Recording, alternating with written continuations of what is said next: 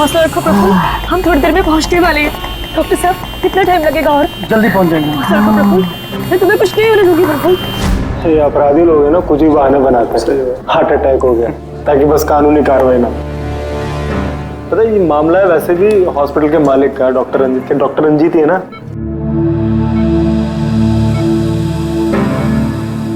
Don't worry Sushila ji, operation के बाद दोनों ब्लॉकेजेस निकल जाएंगे। रंजीत जी, सिगरेट मंगवाऊं आपके लिए? देखिए, आपको मुझे वादा करना पड़ेगा कि इस ऑपरेशन के बाद आप सिगरेट पीना बिल्कुल छोड़ देंगे। Very good. डॉक्टर साहब देखिए ना, इन्हें सांस नहीं आ रही है। प्रफुल्ल मैं तुम्हें कुछ नहीं होने दूंगी, मैं हूं ना। हम बस थोड़ी देर में पहुंचने वाले हॉस्पिटल। प्रफुल्ल सब कुछ ठीक हो जाएगा, मैं हूं ना। डॉक्टर साहब जल्दी करिए।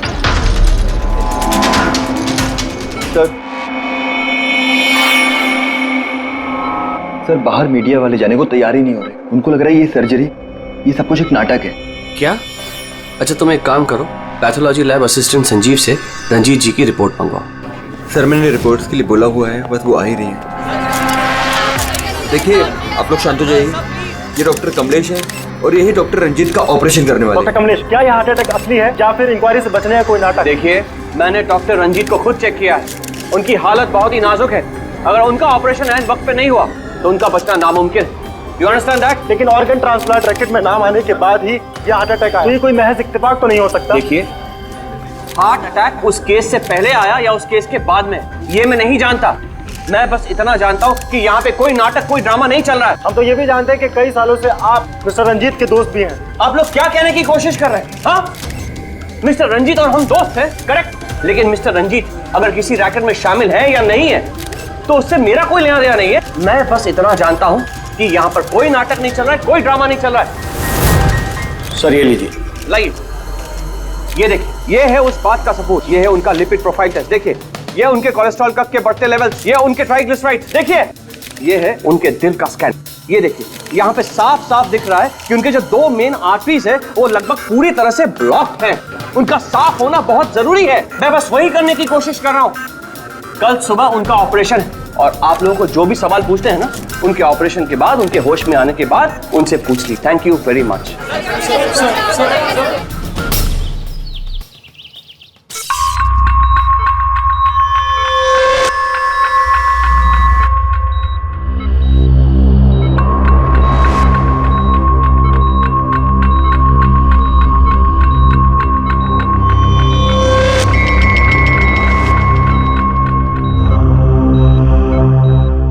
Well done team, operation successful हुआ। अब सारे ब्लॉकेजेस क्लियर है और अब ये खतरे से भी बाहर है। विनीत, ड्रेसिंग में। जी sir.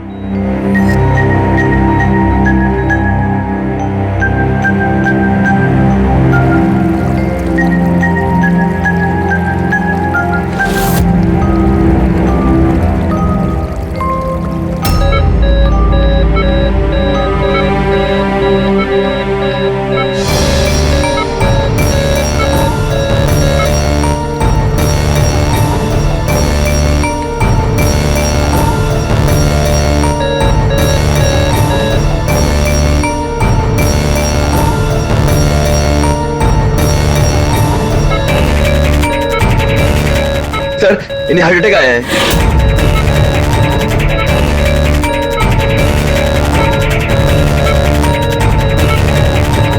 Vineet, give him the injection right now. Oxygen check करो फास्ट।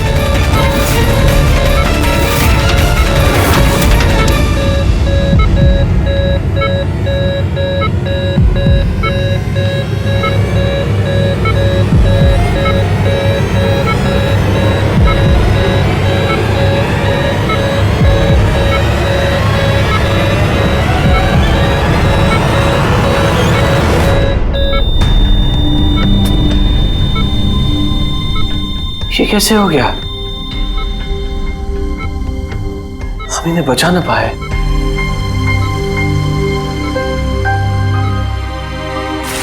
मौत नहीं ऑफिसर, मर्डर हुआ है। मर्डर? जी। पर डॉक्टर रंजीत की मौत तो हार्ट अटैक से हुई है ना? हार्ट अटैक तो हुआ है लेकिन अपने आप नहीं हुआ है। क्या मतलब? आइए मैं आपको दिखाता हूँ, आइए। ये देखिए सर, ये है रंजीत के दिल का स्कैन जो उसकी सर्जरी के पहले किया गया था। ये 2 आर्टरीज, ये पहली वाली लगभग 50% ब्लॉक्ड है जबकि दूसरी वाली 80% ब्लॉक्ड है। और ये दूसरा स्कैन देखिए सर, जो सर्जरी के तुरंत बाद ही लिया गया था, जिसमें कोई ब्लॉकेज बिल्कुल नहीं है। इसका मतलब ये हुआ कि हमारा ऑपरेशन सफल था। लेकिन फिर अचानक डॉक्टर रंजीत को दिल का दौरा पड़ा और हम उन्हें बिल्कुल बचा ना सके।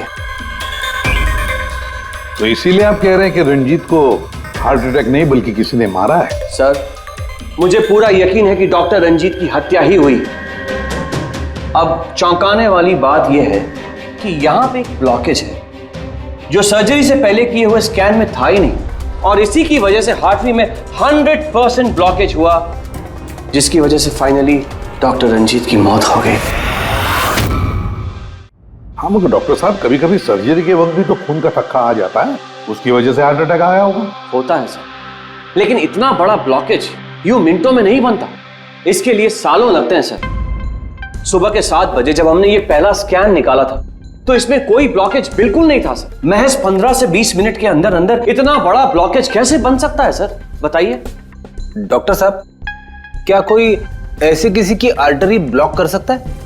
किसी ने कैसे ऐसा किया होगा ये तो मुझे भी नहीं पता।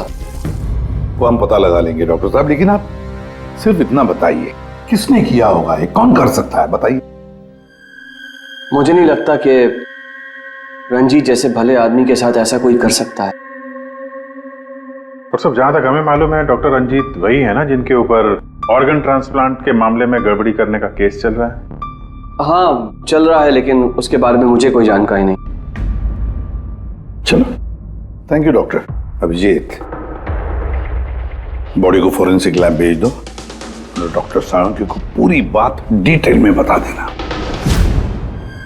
Very interesting. I know. Boss, boss, doctor Kamlesh का शक एकदम सही था। रंजीत का खून ही हुआ है, उसकी आर्टरीज में ब्लॉकेज था नहीं, ब्लॉकेज करवाया गया। ब्लॉकेज करवाया गया मतलब? बहुत चौंकाने वाली बात है। क्या कुछ नई बात बताया आप? नई बात बताता हूँ, आइए। ये देखो बॉस, ये इंसान का दिल है और ये है वो ब्लड वेसल्स, आर्टरीज, जिनकी वजह से दिल में खून आता जाता है। अब ये आर्टरीज 2 तरीके से ब्लॉक हो सकती है बॉस। या तो खून में कोलेस्ट्रॉल की मात्रा ज्यादा हो जाए और आर्टरीज में प्लाक जमा हो जाए। ये देखो इसका क्रॉस सेक्शन, ये प्लाक इकट्ठा हो गया, प्लाक इकट्ठा हो गया है और आर्टरीज ब्लॉक हो गई। दूसरी वजह, किसी भी कारण से खून का थक्का जम जाए और आर्टरीज को ब्लॉक कर देना। अब इसकी सर्जरी में ये जो 2 ब्लॉकेजेस थे, ये तो सर्जरी के दौरान क्लियर हुए थे, ठीक है, लेकिन फिर भी इसकी मौत हुई हार्ट अटैक की वजह से ही हुई। और वो है ये तीसरा आर्टरी का ब्लॉक, जिसकी वजह से हार्ट अटैक हुआ। और इस ब्लॉक की कोई और ही वजह है बॉस। ब्लॉक की वजह कुछ और है मतलब? इसकी वजह है पॉलीएक्रिलेट पॉलीमर। Polyacrylate polymer? ये कोई खतरनाक केमिकल है क्या? नहीं फ्रेडी सर, ये केमिकल तो ऑलमोस्ट हर घर में मौजूद होता है।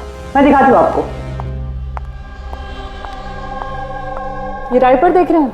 ये केमिकल हर डायपर और सैनिटरी नैपकिन के अंदर होता है और इसका काम है किसी भी लिक्विड या तरल पदार्थ को जेल में बदलना। ये है पॉलीएक्रिलेट पॉलीमर के क्रिस्टल्स। अब मैं इसको के ऊपर पानी डालती हूँ।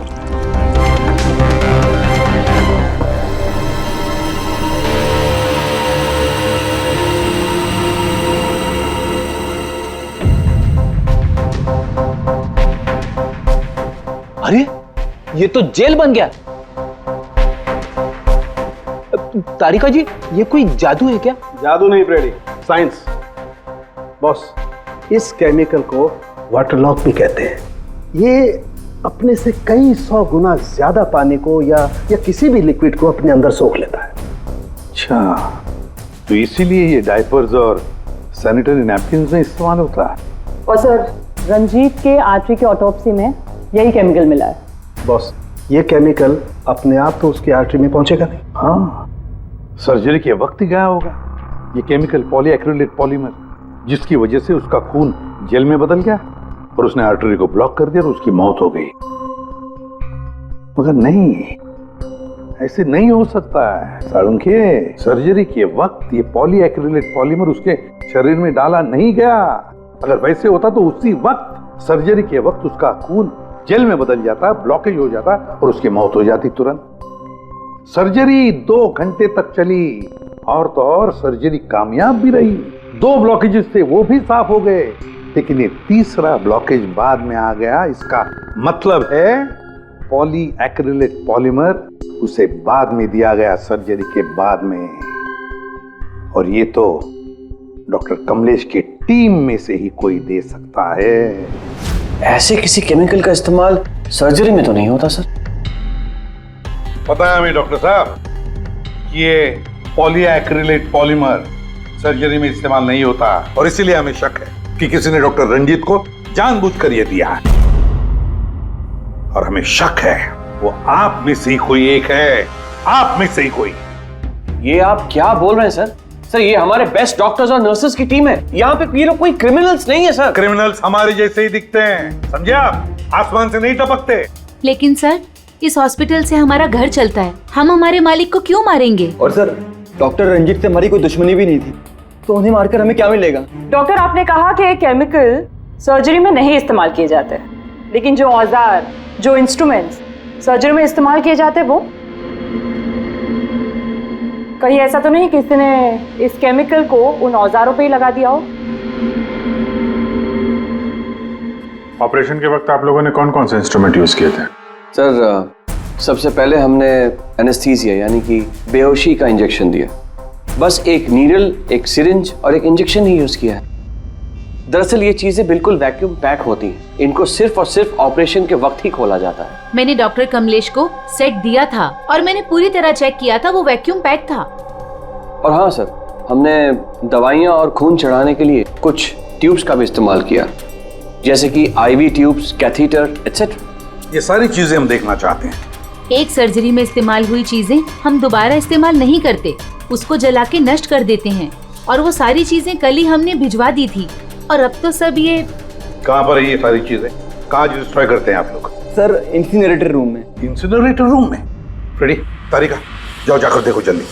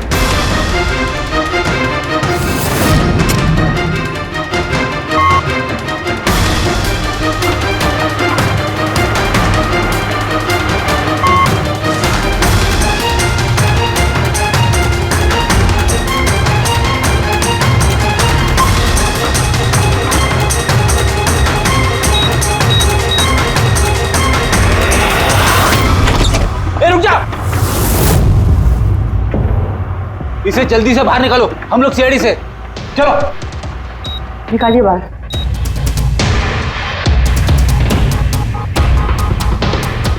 मैं इसे इमीडिएटली चेक करके आपको बताती हूँ। हाँ।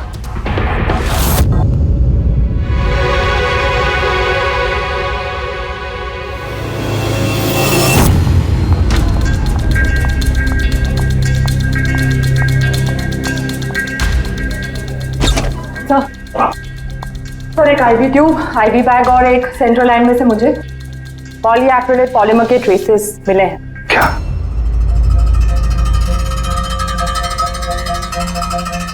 क्यों डॉक्टर साहब? किसने डॉक्टर रंजीत को IV ट्यूब और IV बैग लगाई थी? डॉक्टर नीतू ने। जी सर, मैंने ही उनको सेंट्रल IV लाइन लगाई थी, पर मुझे नहीं पता कि उसमें वो केमिकल कैसे आया। आपको नहीं पता तो किसको पता है? उस ट्यूब में हमें केमिकल के ट्रेसेस मिले हैं, तो ट्यूब आपने लगाई थी। देखो डॉक्टर नीतू, क्यों किया तुमने ये? क्यों किया? सर आप प्लीज मेरा विश्वास कीजिए, मैंने ऐसा कुछ नहीं किया है। और मैं ऐसा क्यों करूंगी सर? सर मैं एक गोल्ड मेडलिस्ट स्टूडेंट हूँ, डॉक्टर बनना मेरा सपना था और ये मेरी पहली जॉब है। रंजीत सर को मार के मुझे क्या मिलेगा सर?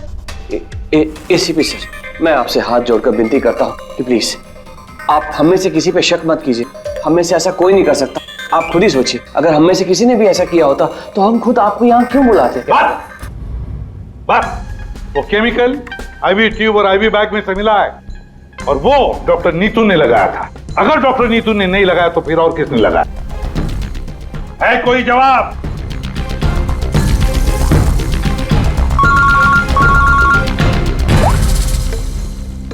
असंख्य क्या? साळुंखे, अभी अभी तक तो तू ये कह रहा था कि पॉलीएक्रिलिक पॉलीमर से कोई भी लिक्विड कुछ ही सेकंडों में जेल में कन्वर्ट होता है। अब तू कह रहा है कि डॉक्टर रंजीत की सर्जरी से पहले उसे ये पॉलीमर दिया गया था। कैसे? ये कैसे हो सकता है? हाँ?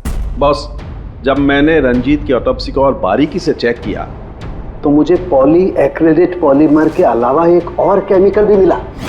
और एक केमिकल मिला? कौन सा? जेलेटिन। जेलेटिन तो घुल गया है, लेकिन उसके ट्रेसेस अभी भी बाकी हैं बॉस। यार तू कहना क्या चाहता है? मुझे आश्चर्य इस बात का है कि जेलेटिन आखिर उसके खून में गया तो गया कैसे? जेलेटिन, ये कैप्सूल का खोल जेलेटिन का बना होता है जिसमें दवाई भरी जाती है, और ये कैप्सूल शरीर में तब तक नहीं घुलता है जब तक वो अपनी जरूरी जगह पर नहीं पहुंच जाए, क्योंकि इस जेलेटिन को घुलने में थोड़ा वक्त लगता है। फिर ये जेलेटिन का कैप्सूल ये हमने पानी में डाला, अब इसे घुलने में थोड़ा वक्त लगेगा। तो मतलब साळुंखे, तेरे कहने का मतलब है कि जिसने भी ये किया है उसने पॉलीएक्रिलेट पॉलीमर रंजीत के शरीर में इस कैप्सूल के जरिए डाल दिया। नहीं बॉस, कैप्सूल के जरिए नहीं, बल्कि उसने ये पॉलीएक्रिलेट पॉलीमर के छोटे छोटे क्रिस्टल्स को जेलेटिन में कोट कर दिया।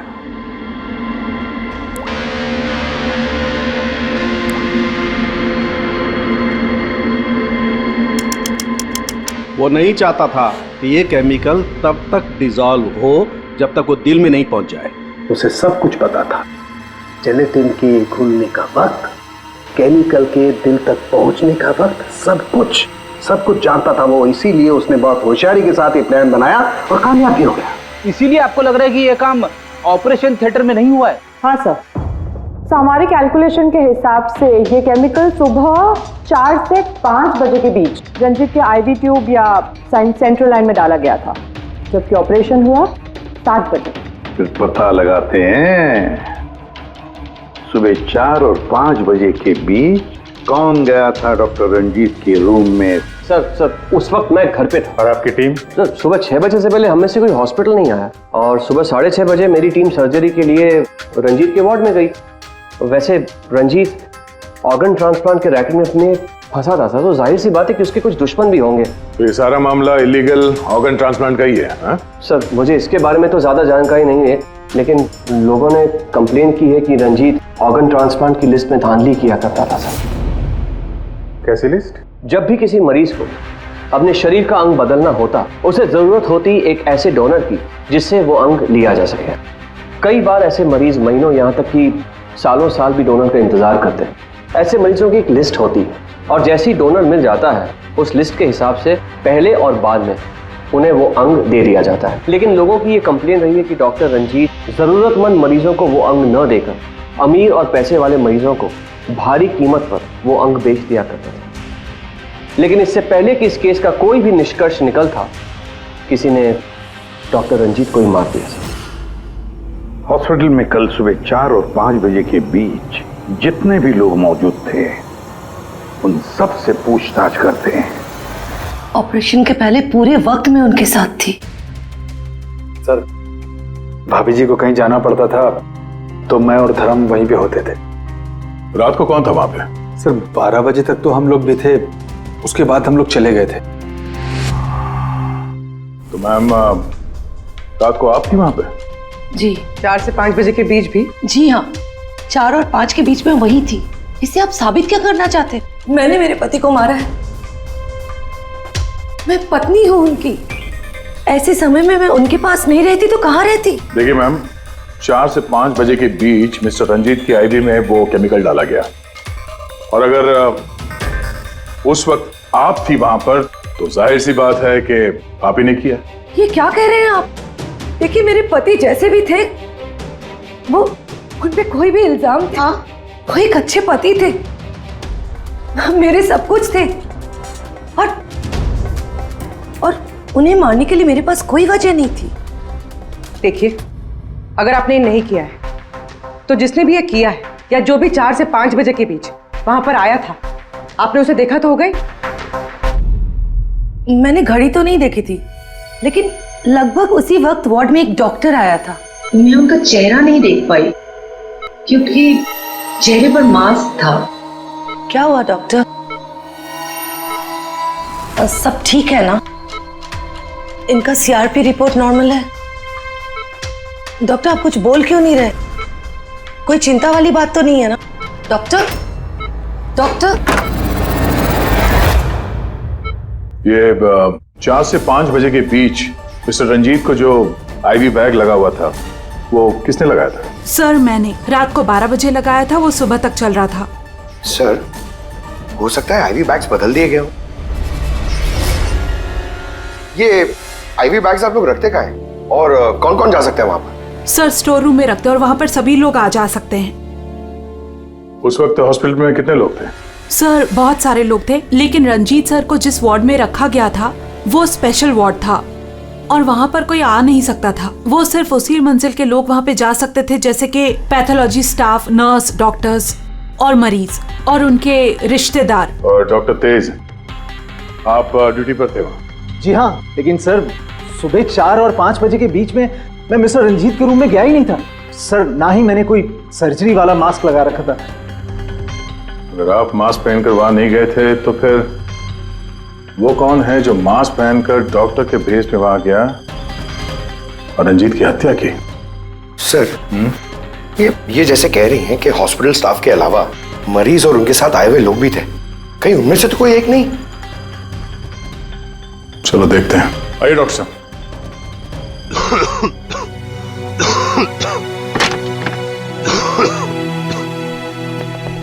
सर इस वार्ड में वो मरीज हैं जो कल भी एडमिट थे।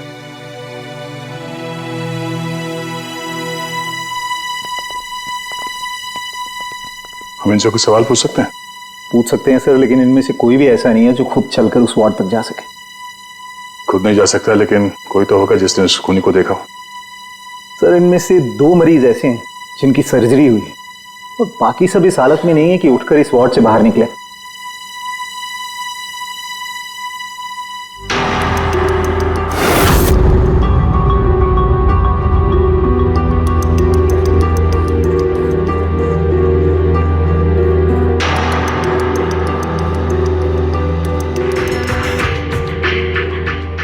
बस इतने ही मरीज हैं, इनके अलावा कोई और? मतलब कोई ऐसा जो कल यहाँ पर था मगर अभी नहीं है? हाँ सर, एक आदमी था जो मिस्टर रंजीत की सर्जरी से एक रात पहले आया। उसे सीने में दर्द की प्रॉब्लम थी। हम लोगों ने सारे टेस्ट किए, लेकिन सारी रिपोर्ट नॉर्मल आई सर। हौसला रखो प्रफुल्ल, सब कुछ ठीक हो जाएगा। मर गया। डॉक्टर साहब अभी आते ही होंगे। बुलाओ डॉक्टर। हौसला रखो ना, हौसला रखो। डॉक्टर साहब देखिए ना, इतना दर्द हो रहा है। डॉन मरी, मैं चेक कर लेता हूँ। बहुत दर्द है डॉक्टर। देखिए ईसीजी, एंजियोग्राम सब नॉर्मल है। मुझे नहीं लगता इन्हें कोई हार्ट की प्रॉब्लम है। मुझे लगता है इन्हें गैस की प्रॉब्लम है। मैं कुछ दवाइयाँ लिख देता हूँ, आप इन्हें घर ले जा सकते हैं। घर? नहीं डॉक्टर साहब, मैं कोई रिस्क नहीं लेना चाहती। आप कम से कम रात भर तो इन्हें यहाँ रहने दीजिए ना। देखिए मुझे नहीं लगता इसकी जरूरत है, लेकिन अगर आप फिर भी कहती हैं, नर्स इन्हें एडमिट कर दीजिए। Don't worry, he will be okay. ये प्रफुल्ल हॉस्पिटल से डिस्चार्ज कब हुआ? सर यही कोई 9:30-10 बजे। 9:30-10 बजे? पंकज, इस प्रफुल्ल के बारे में पता करो और यहाँ हॉस्पिटल में उसने जो एड्रेस और नंबर दिया है उसे क्रॉस चेक करो।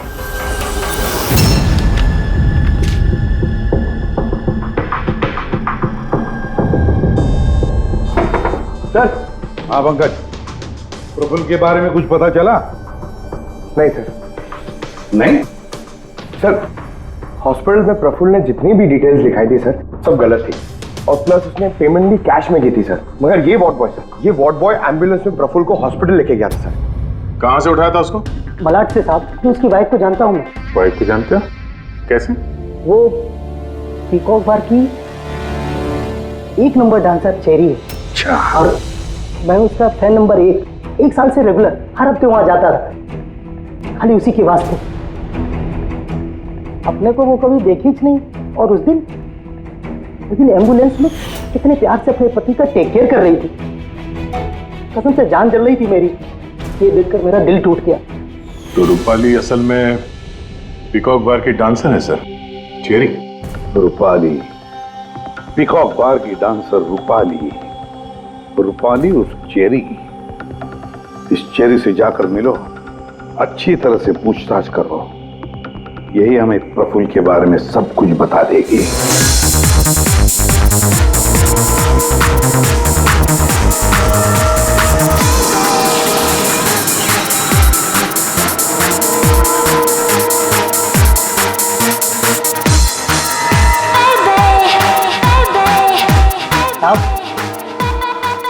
अपनी चेरी आज तो खुश दिख रही है। चेरी को छोड़, वो आदमी कहाँ है?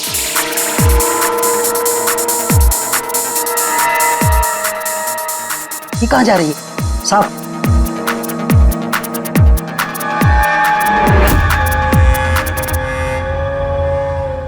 साहब, यही है चेरी का मर्द। ये है?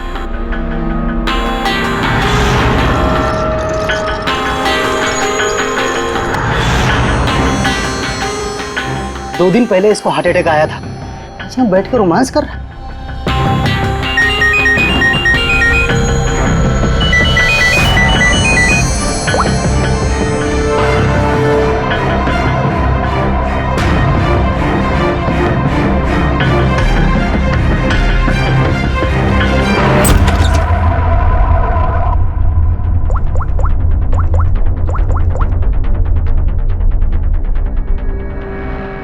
देख, मैंने काम पूरा किया ना बॉस, तो पूरा पैसा ही बनता है।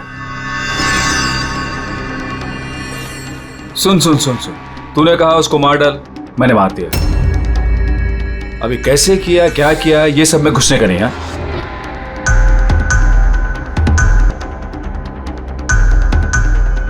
देख देख देख देख, अभी मेरे को ये बता, मेरे को पैसा लेने किधर आने का है बस, ठीक है? कल सुबह 10 बजे, ठीक है?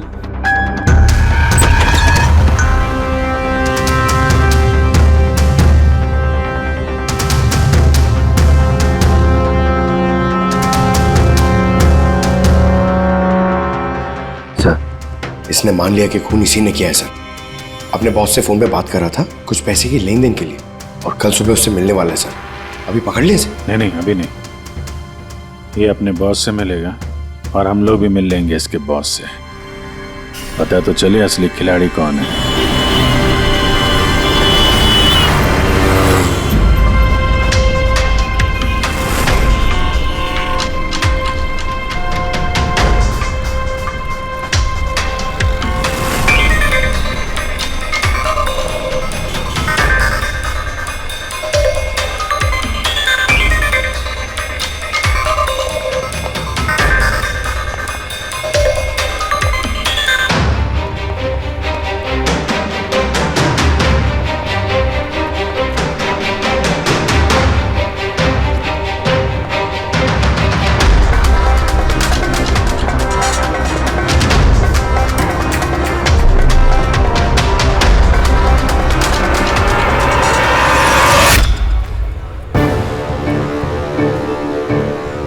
ये करने क्या आया यहाँ पे?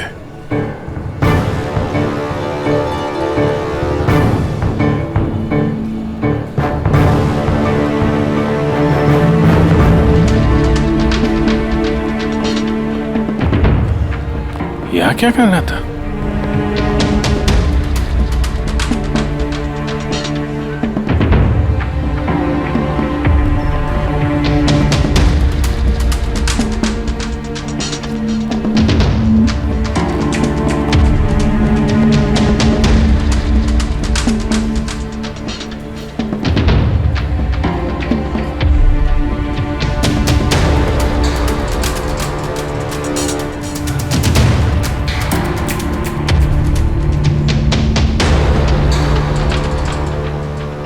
था तो खाली हाथ अभी बैग लेके जा रहा है।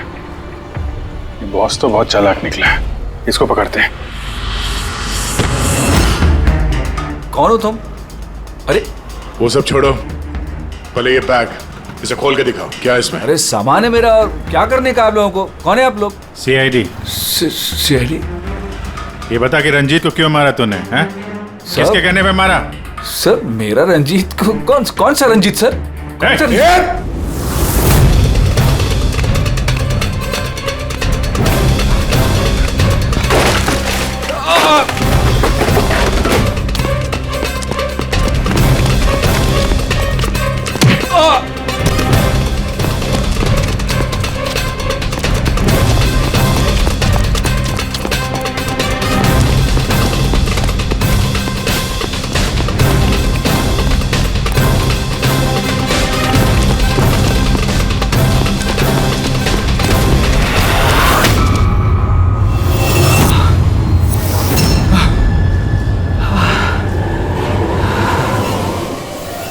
सर मैंने कुछ नहीं किया सर मैंने कुछ नहीं किया सर। नहीं, फोन पे तो अपना गुनाह कबूल कर चुके हो, अब जरा हमें भी बता दो। सर मैंने कोई गुनाह नहीं किया सर फोन पे सर झूठ बोला था सर, मैंने फोन पे सर सच बोल रहा हूँ सर। पहले झूठ बोल रहे थे कि अब झूठ बोल रहे हो? सर अभी मैं बिल्कुल सच बोल रहा हूँ आपके सामने सर मैंने कुछ नहीं किया सर, कुछ नहीं किया सर। तो वो झूठा हार्ट अटैक का बहाना करके हॉस्पिटल में भर्ती क्यों हुआ था? सर मैं उधर जमा जरूर हुआ था सर, उसको मारने के लिए जमा हुआ था सर, लेकिन सर वो मेरे मारने से पहले ही मर गया सर। मर गया? हमें अच्छी तरीके से पता है कि रंजीत के खून में वो जिलेटिन कोटेड केमिकल तुमने मिलाया था, पॉलीएक्रिलेट पॉलीमर। क्या साहब, क्या बोला साहब? सर क्या बोल रहे हो सर? इतनी बड़ा नाम अगर याद कर पाता सर तो मैं डॉक्टर नहीं बनाता सर मैं ना सर 8वीं फेल हूँ सर, 8वीं फेल सर ये किलोमीटर पॉली क्या बोल रहे हो साहब, मेरे को नहीं मालूम है सर मैं उधर था, मौका मिलते ही मैं उसका गला बिला दबा के चाकू भी के अंदर करके उसको, लेकिन सर मौका ही नहीं मिला सर मौका ही नहीं मिला। वो भर्ती हो गया सर उधर, किधर जो चीर फाड़ क्या वो सर ऑपरेशन होता है ना कमरे में सर, वो उधर भर्ती हो गया सर तो सुबह न्यूज आया सर, वो निकल लिया सर सच बोल रहा हूँ सर नहीं तो मेरी चेहरे से पूछ लो सर। अच्छा, तो फिर ये इतने सारे पैसे और वो फोन कॉल? सर मेरे को एक आदमी ने फोन करके कहा वो मेरे को पैसा देगा, आधा काम होने से पहले पैसा देगा और आधा काम होने के बाद सर लेकिन वो मेरे मारने से पहले ही सर खुद ही मर गया सर वो। तो मेरे को लगा सर काय को अपना नुकसान करूं मैं सर, मैंने पार्टी को झूठ बोला सर। झूठ?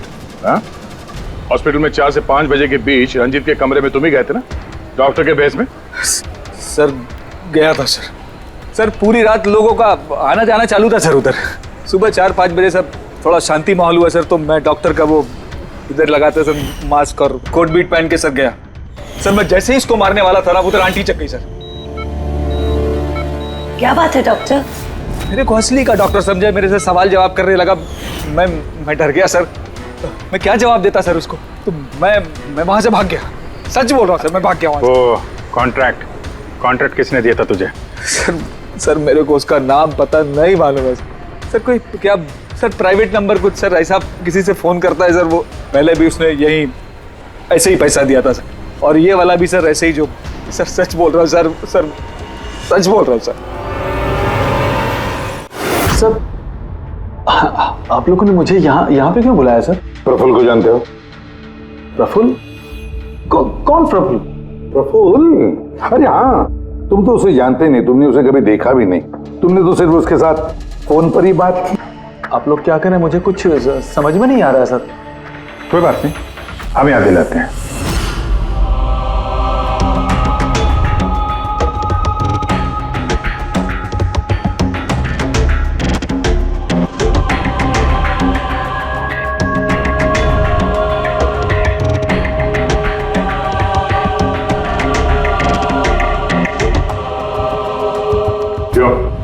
अभी भी कुछ कहना है तुम्हें? तो गगन जी बताइए, अभी क्यों मारना चाहते थे तुम रंजीत को? बताओ जल्दी।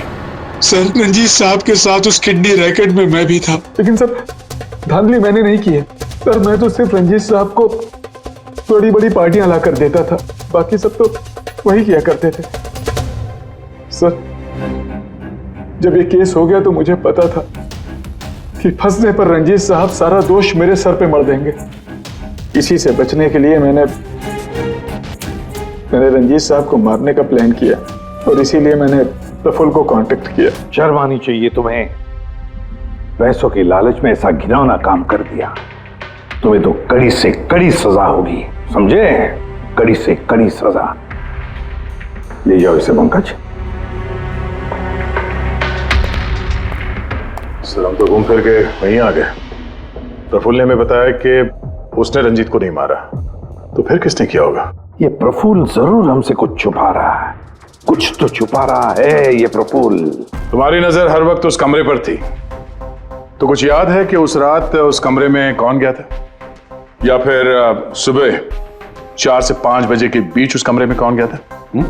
साहब उस रात रंजीत साहब के कमरे में बहुत सारे लोगों का आना जाना लगा था और मैं तो इस मौके का इंतजार कर रहा था कि कोई ना हो और मैं अपना काम। सब 4-5 बजे के बीच स्टाफ के सारे लोग चले गए।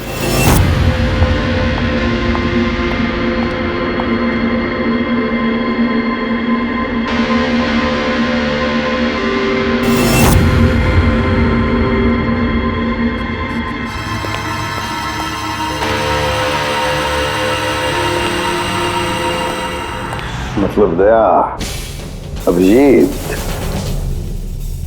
खूनी वही है।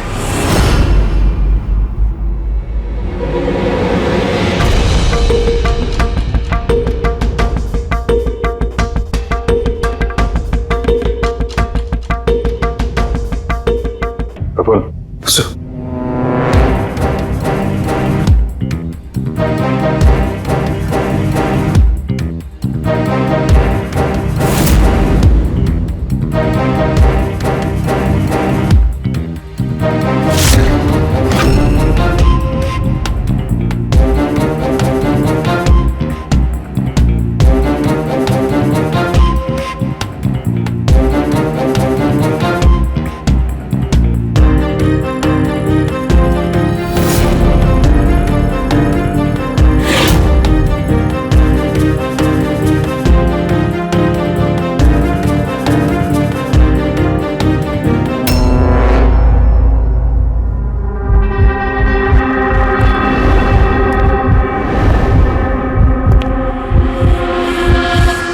Pathology lab assistant Sanjeev.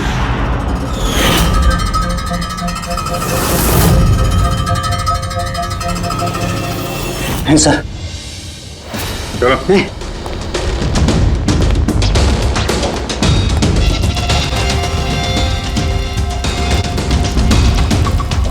बताओ सब कुछ, सच सच बताओ जल्दी। हाँ सर,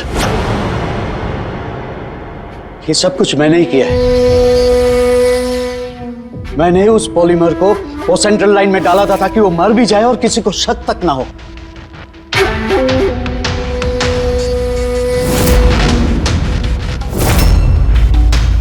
मैं तो चाहता था सर कि वो ऑपरेशन के दौरान ही मर जाए, लेकिन वो बाद में मरा है। तो क्यों मारा तुमने डॉक्टर रंजीत को? ऐसी क्या दुश्मनी थी तुम्हारी डॉक्टर रंजीत के साथ? उसने मेरी जिंदगी मुझसे छीन ली थी सर। उसने मेरी बेटी को मार डाला था सर। बेटी को मार डाला था। क्या बकवास कर रहे हो? रंजीत कभी किसी का खून नहीं कर सकते। ऐसा मुझे भी लगा था। मैंने 15 साल इस अस्पताल में ईमानदारी से सेवा की और अचानक एक दिन मुझे पता चलता है कि मेरी बेटी का बॉडी ऑर्गन फेल हो गया है। उसकी जिंदगी के लिए नया बॉडी ऑर्गन का मिलना बहुत जरूरी था सर, और वो मिला भी। एक डोनर मिला सर, और कुछ ही दिनों में उससे नया बॉडी ऑर्गन डालने वाले थे। उसे नई जिंदगी मिलने वाली थी सर, नई जिंदगी। मैं खुशी से पागल था सर, खुशी से पागल हो गया था। सारी तैयारियां हो चुकी थी इसी अस्पताल में सर। ऑपरेशन भी होने वाला था, लेकिन मुझसे और इंतजार करने को कहा गया। वो नन्ही सी जानती कब तक इंतजार करती सर, वो तो चली गई, मुझे छोड़ के चली गई सर। फिर मैंने एक दिन ऑफिस में उसका केस पेपर देखा सर।